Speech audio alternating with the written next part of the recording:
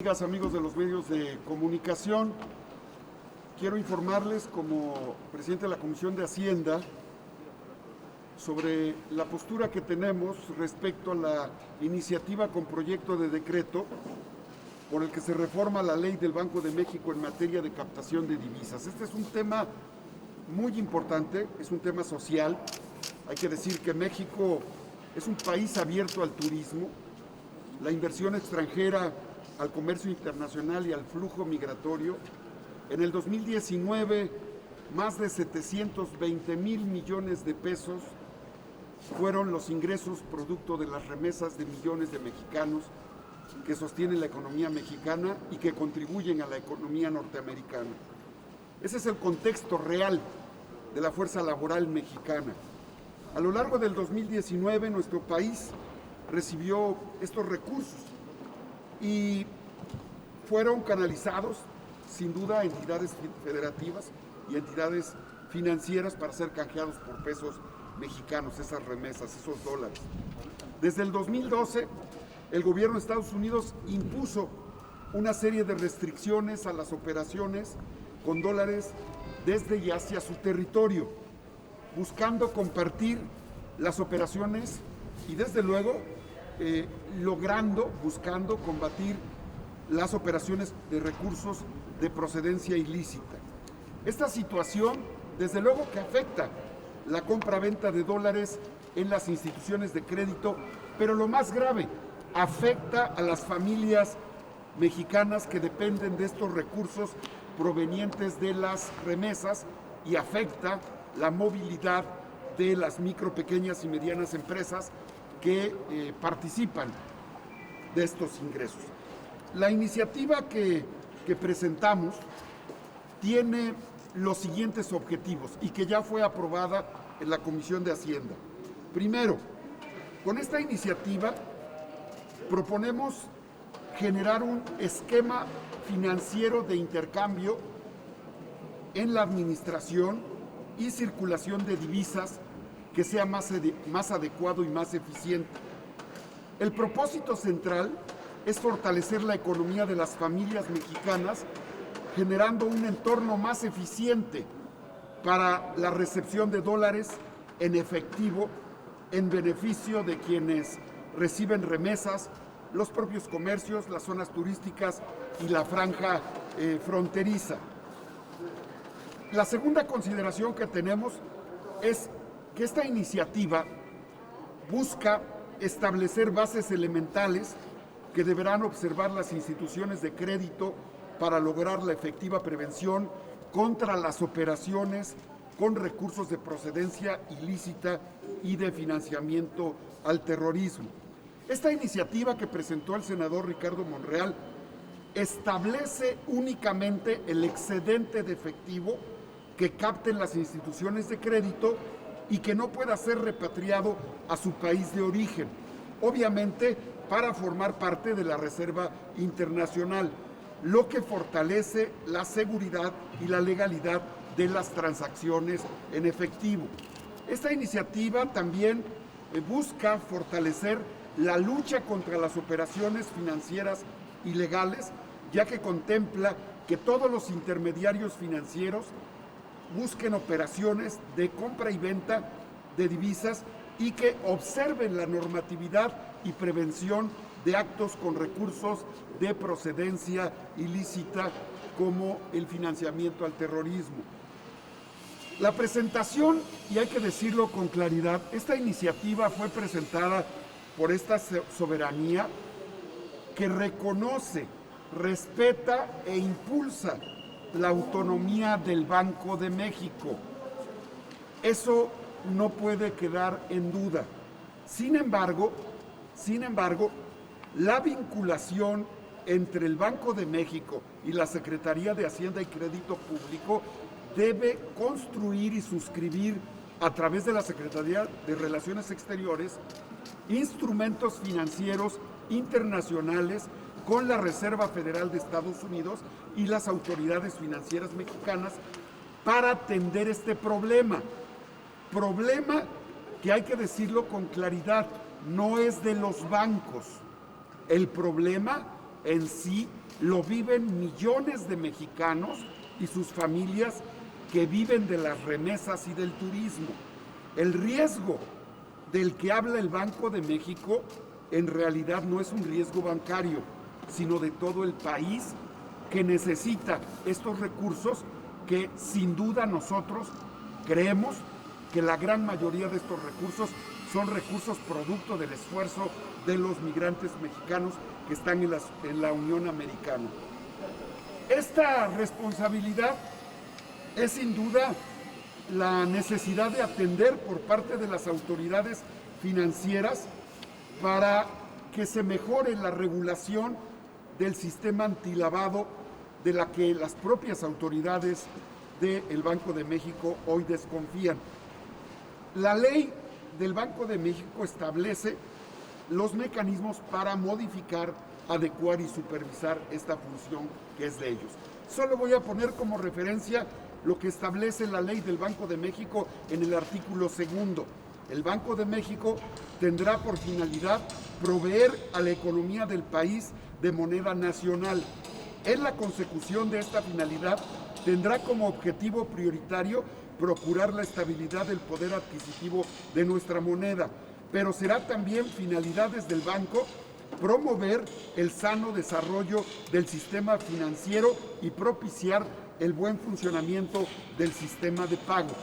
El artículo 32 de la Ley del Banco de México establece con claridad que las instituciones de crédito, los intermediarios bursátiles, las casas de cambio, así como otros intermediarios, cuando formen parte de grupos financieros o sean filiales de instituciones o intermediarios citados en el primer término, ajustarán sus operaciones con divisas, oro y plata a las disposiciones que expida el Banco de México.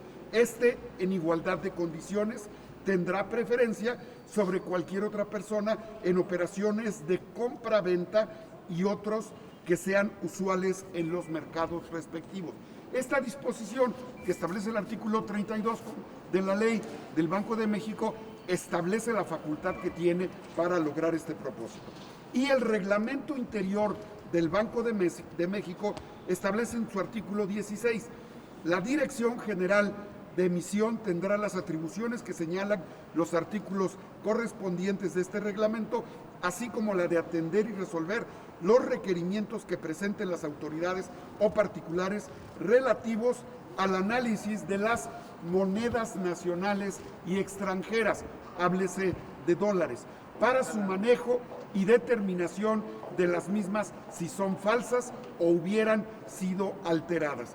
El artículo 19 del mismo reglamento establece en la fracción primera concertar y formalizar las operaciones del banco relacionadas con divisas, oro y plata y valores referidos a monedas extranjeras, así como las garantías vinculadas con dichas operaciones. La conclusión de este comunicado significa que esta iniciativa presentada por el senador Ricardo Monreal y aprobada por la Comisión de Hacienda reconoce la autonomía del Banco de México y busca atender un problema social que no se suscribe solo a una interpretación macroeconómica tecnicista. Millones de mexicanos viven en la condición de pobreza y las remesas son su única fuente de ingresos. Hoy tuve una reunión con el secretario de Hacienda en la mañana y mañana tendré una reunión con el gobernador del Banco de México por instrucciones del senador Ricardo Monreal para coincidir en un tema que es del Estado mexicano en su conjunto y que se debe resolver a favor de la población. Así es que ese es el comentario. Aquí tengo la iniciativa que fue aprobada por la Comisión de Hacienda y que en la próxima sesión ordinaria será seguramente presentada al Pleno.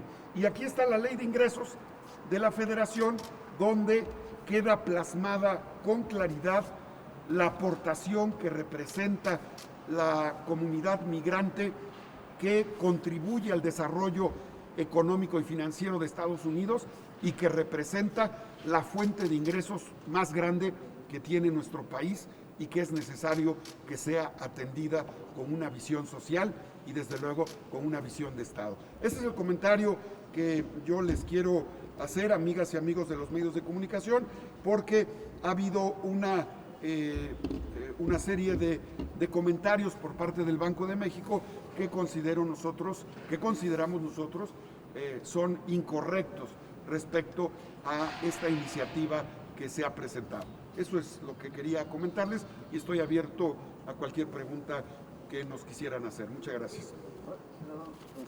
Yo preguntarte, Natario, con esto se podría evitar que precisamente el narco a través de las remesas mandara dinero a México y todas esas casas que ahora dicen por Western manden su dinero y todo eso, son las que van a entrar en otro. Eso sería en este tema. Y el otro, que me dieras un balance o una opinión sobre los 2 años de gobierno de AMLO, por favor. Las remesas, una gran parte de remesas llegan vía transacciones financieras de manera electrónica, pero es evidente que el flujo migratorio de Estados Unidos hacia México en la temporada de diciembre y a mitad del año, que se hace periódicamente por millones de mexicanos que viven en la Unión Americana, implica un ingreso de recursos. Estos recursos también ingresan vía actividades turísticas. Este flujo de recursos genera una cantidad de dólares que, una vez que la Reserva norteamericana definió en el 2012 restricciones para su captación de monedas estadounidenses, le ha generado conflicto a los mexicanos, a las familias mexicanas que llegan con dólares de manera legal, producto de su esfuerzo, de su sacrificio, y que en ocasiones encuentran el rechazo de los bancos para su cambio. ¿Qué ha sucedido? ¿Qué sucede frecuentemente? Yo provengo de un municipio que es tradicionalmente expulsor de mano de obra, Izúcar de Matamoros, Mixteca poblana. Una gran parte de la población se encuentra en Nueva York, New Jersey, Pasay. Lo que tienen que hacer nuestros hermanos mexicanos que regresan con sus dólares, muchos de ellos llegan al mercado y tienen que cambiar los dólares. Si hoy el dólar está a 20 pesos, en ese mercado negro, en ese mercado, lo que hacen es que venden su dólar en 15 o en 13 o en 14 pesos. Claro que es un daño al patrimonio de millones de mexicanos que no pueden legal o formalmente cobrar o cambiar sus dólares por pesos mexicanos. Lo mismo sucede con las empresas, las micro, pequeñas y medianas empresas que sobreviven de esas remesas. Entonces la postura tecnicista macroeconómica del Banco de México no tiene sentido social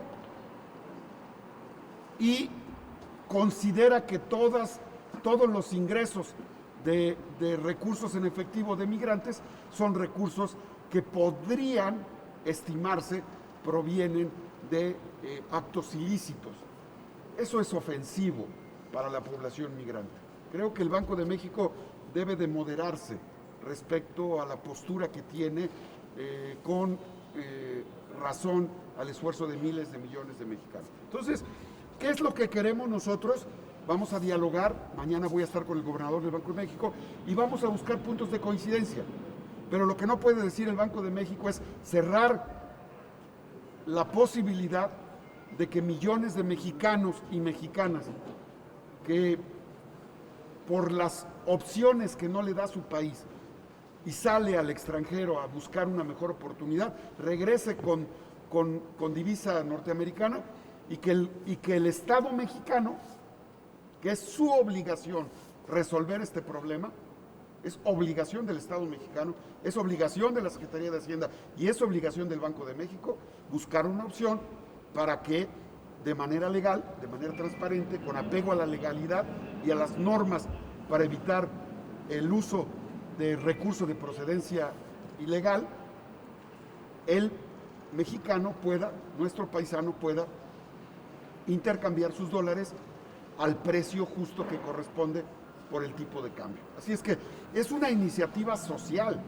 es una iniciativa que protege al mexicano trabajador, al migrante, y es una iniciativa que está en contra del lavado de dinero, hay que dejarlo con claridad.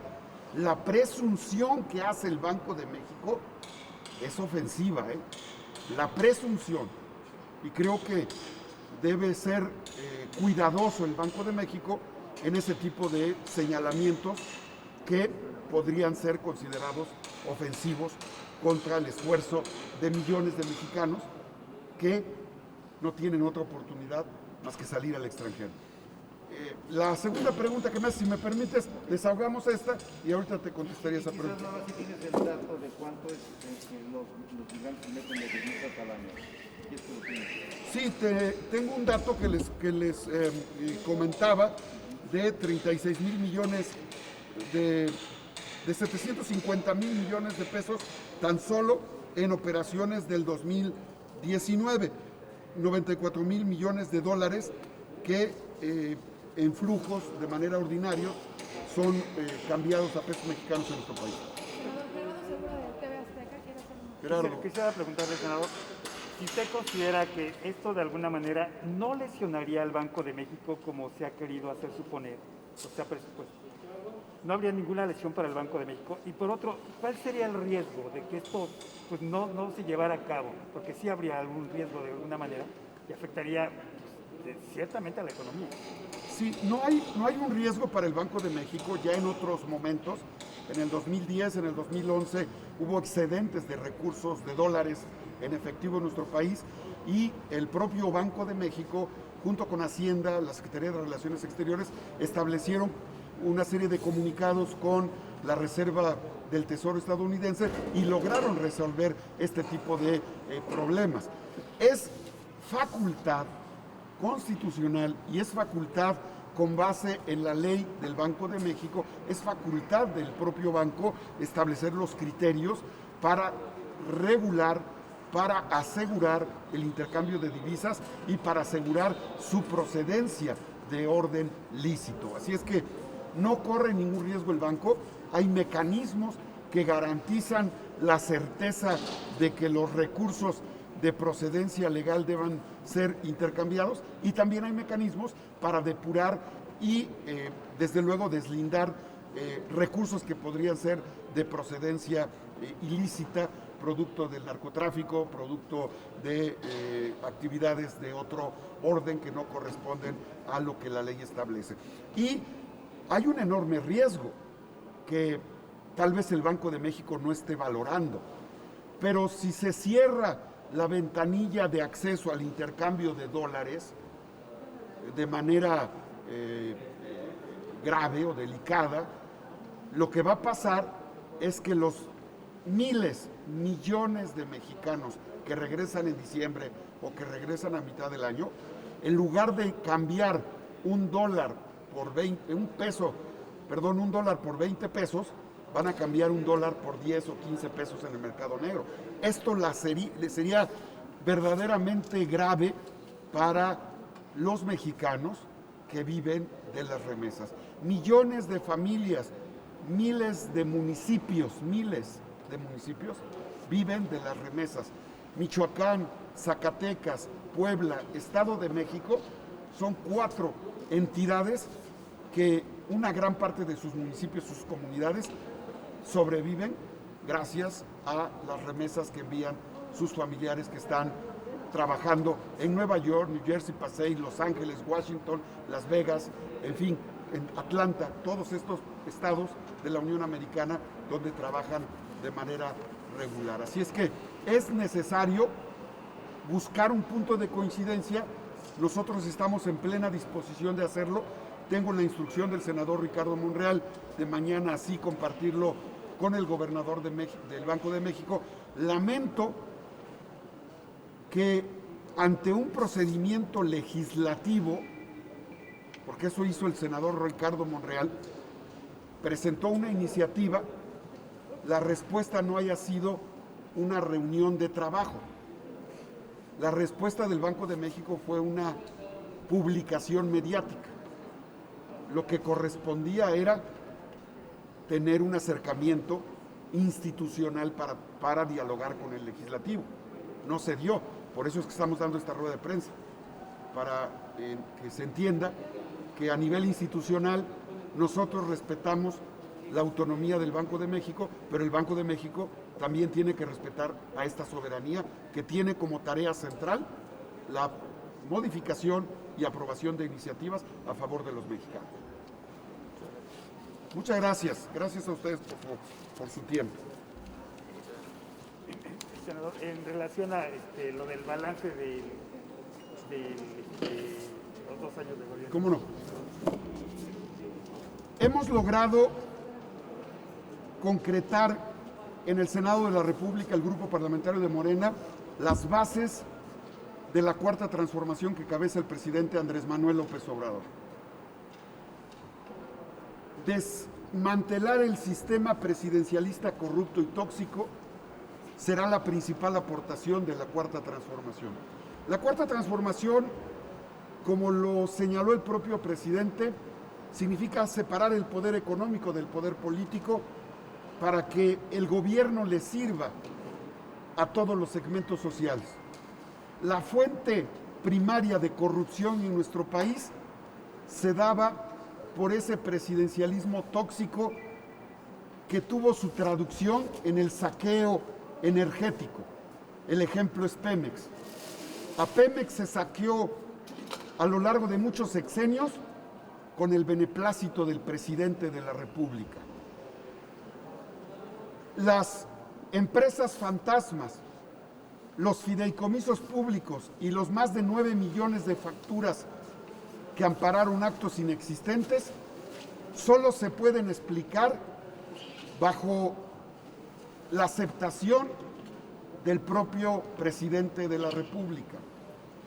El saqueo a los recursos naturales, las 36,000 concesiones mineras entregadas en los últimos 3 sexenios, principalmente 7 de cada 10 a empresas extranjeras, solo se entiende bajo el presidencialismo que entregó los recursos naturales mineros.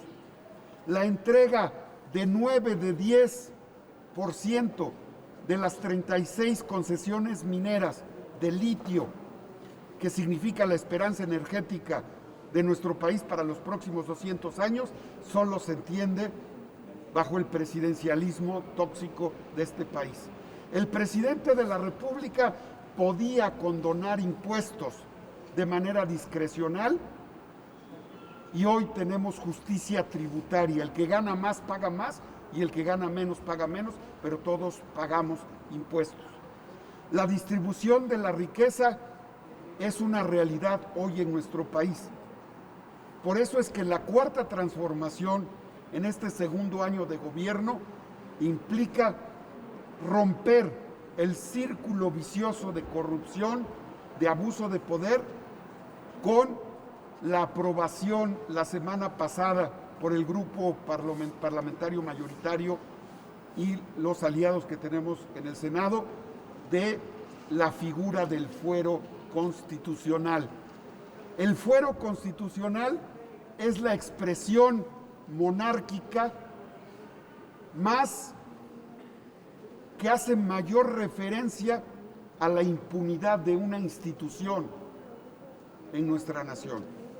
Si había una fuente de impunidad que implicaba que el presidente de la República se hacía dueño de la riqueza nacional cada 6 años, lo era el fuero constitucional.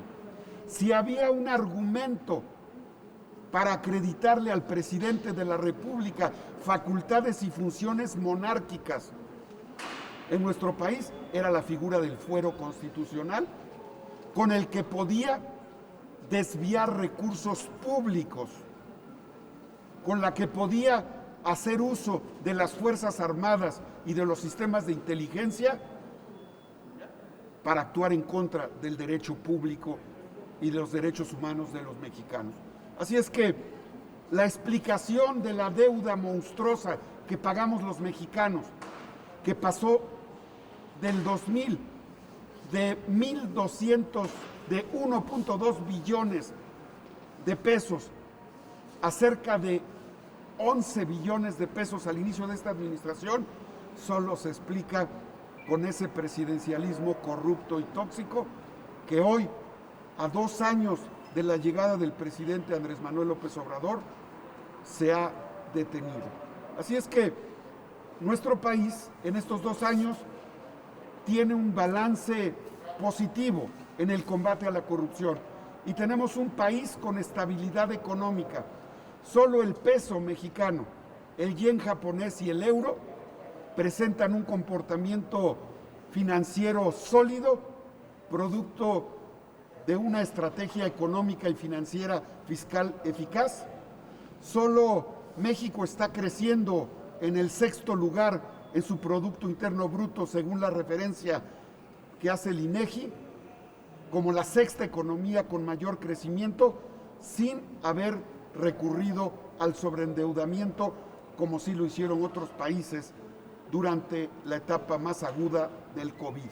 Así es que es evidente que el gobierno que encabeza el presidente Andrés Manuel López Obrador trabaja para lograr el equilibrio en el desarrollo de nuestro país, pero es evidente que hay intereses y es evidente que ha lastimado intereses que se sentían dueños de nuestra nación. El camino todavía es largo. Seguramente el 3er año de gobierno del presidente Andrés Manuel será un año de consolidación y el grupo parlamentario de Morena, encabezado por el senador Ricardo Monreal, seguirá siendo aliado eficaz de nuestro presidente para contribuir a la consolidación de un Estado justo, de un Estado constitucionalista que respete los derechos de los mexicanos y que ponga orden al país. El presidencialismo tóxico fue la fuente de todos los males que tenemos en nuestro país y esa ha sido la principal aportación que hemos hecho en el ámbito legislativo y que ha sido parte de las iniciativas que ha presentado el presidente de la República. Ese es el balance que yo podría hacer en términos generales y en la parte que a mí me corresponde como presidente de la Comisión de Hacienda en el Senado de la República. Si usted me lo permite, abusamos de su gentileza. Quisiera hacer una pregunta en relación a la situación ahorita por la pandemia. Estamos casi a punto de entrar, bueno, hay quienes dicen que probablemente podríamos entrar a un semáforo rojo epidemiológico. ¿Qué recomendarían ustedes para evitar paralizar nuevamente la economía? Es decir, volver a entrar a esta situación de crisis, porque sería otra vez a la mejor pérdida de empleos, situación aguda para muchas familias. Hay quienes dicen que portando el cubrebocas sería algo importantísimo. ¿Qué recomendaría usted para evitar esa parálisis? Las economías del mundo no resistirían, ni nuestra economía resistiría a otra parálisis económica. Eso hay que decirlo con claridad. ¿Cuál vemos nosotros como circunstancia positiva? Ya en Londres, en Inglaterra, se están distribuyendo las vacunas. Hay que decirlo con claridad.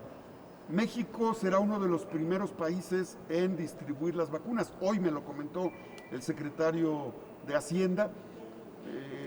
Él, junto con el presidente de la República, tomaron medidas oportunas para adquirir de manera directa con los principales laboratorios que tienen pruebas ya confirmadas con una efectividad de entre el 95 y el 97% en pruebas ya realizadas, certeza de la aplicación de la vacuna, y esto va a garantizar el que se inicie la distribución de vacunas, que hay que decirlo, es tan amplio y universal la distribución de vacunas que será todo el 2021 el año donde se pueda concluir con la distribución de vacunas. Seguramente el sector salud establecerá los grupos de riesgo a los que primero hay que atender.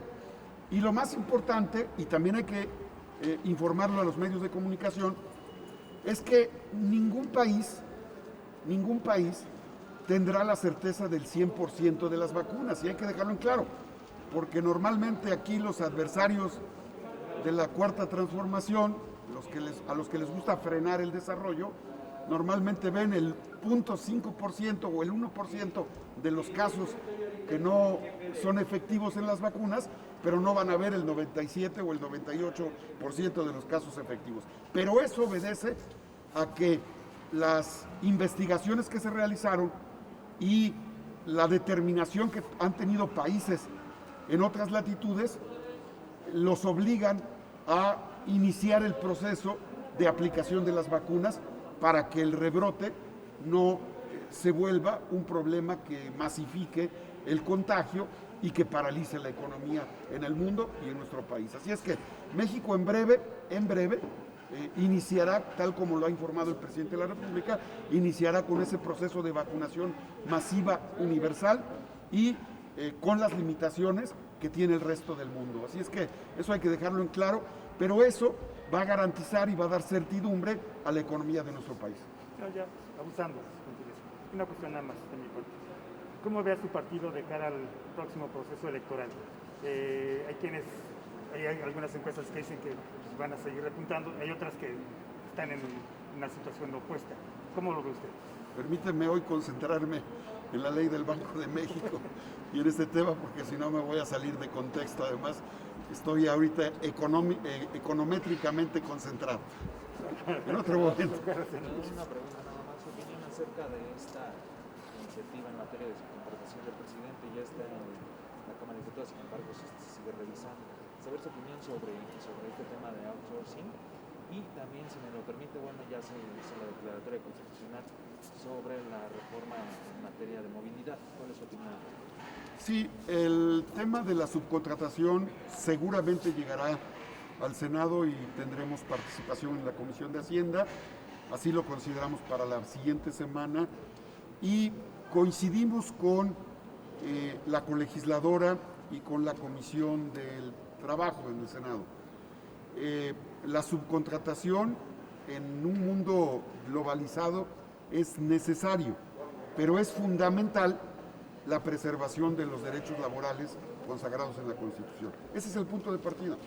El derecho de antigüedad, el derecho a la vivienda, el derecho a la jubilación, el derecho a las prestaciones laborales y las conquistas de los trabajadores deben de ser totalmente respetadas, y en ese contexto el coordinador, el senador Ricardo Monreal, y las comisiones respectivas han estado fijando postura, y esa es la misma postura que yo respaldo desde luego, y es la postura que tiene el Ejecutivo Federal: preservar los derechos de los trabajadores. Nunca como en este sexenio se había recuperado el valor adquisitivo del salario. Este es un logro de la cuarta transformación. En 2 años ha habido incrementos salariales que no se habían vivido en los últimos 3 sexenios. ¿Y la importancia, senador, de esta reforma constitucional en materia de movilidad y seguridad vial? Hay que revisarla, te soy honesto, permíteme adentrarme en el tema. No estoy en esa comisión, pero seguramente es un tema que, como jóvenes y jóvenes con juventud acumulada, son temas de uso de tecnologías, de ciudades inteligentes, de aprovechamiento de espacios, de respeto al tema del medio ambiente, pero sobre todo de uso y aprovechamiento de tecnologías, y que tiene que ver también con la interconectividad. O sea, la conectividad hoy en día es una tarea que incluso también es resultado de la cuarta transformación, porque el presidente de la República ha instruido a las áreas gubernamentales correspondientes lograr la conectividad en todo el país. Muchas gracias, excelente tarde a todas y a todos ustedes.